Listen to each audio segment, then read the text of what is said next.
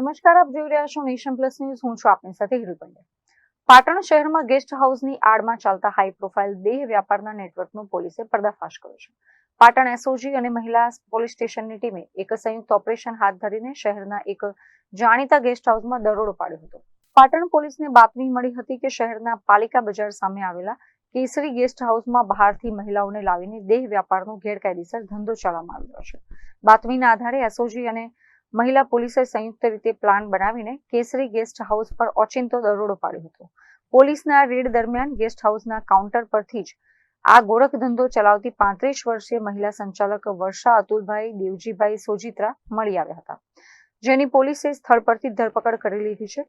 આ ઓપરેશન દરમિયાન પોલીસે દેહ વ્યાપાર માટે લાવવામાં આવેલી 4 મહિલાઓને બુટલેગરોના સકંજામાંથી મુક્ત કરાવી હતી. દરોડા દરમિયાન ગેસ્ટ હાઉસની રૂમમાંથી ગ્રાહક તરીકે આવેલા 2 પુરુષો અને અન્ય 2 શખ્સો પણ મળી આવ્યા હતા, જે તમામની પોલીસે અટકાયત કરી હતી. પોલીસે ઘટના સ્થળેથી રોકડ ₹2000 અને અન્ય વાંધાજનક મુદ્દામાલ પણ જપ્ત કર્યો છે. પકડાયેલી મહિલા સંચાલક વર્ષા સોજિત્રાની પોલીસે જ્યારે કડકાઈથી પૂછપરછ કરી ત્યારે આ કાળા કારોબારનો મુખ્ય સૂત્રધારનું નામ સામે આવ્યું હતું. આ દેહ વ્યાપારનું નેટવર્ક પાટણના સરસ્વતી તાલુકાના કિંબુવા ગામનો રહેવાસી મુસ્તાક ઇસ્માઇલભાઈ સુમરા ચલાવતો હોવાનું ખુલ્યું છે. હાલમાં પોલીસે ગેસ્ટ હાઉસના સંચાલકો વિરુદ્ધ ગુનો નોંધીને તમામ આરોપીઓ અને મુદ્દામાલને આગળની કાર્યવાહી માટે Patan city B division police સ્ટેશને સોંપ્યા છે.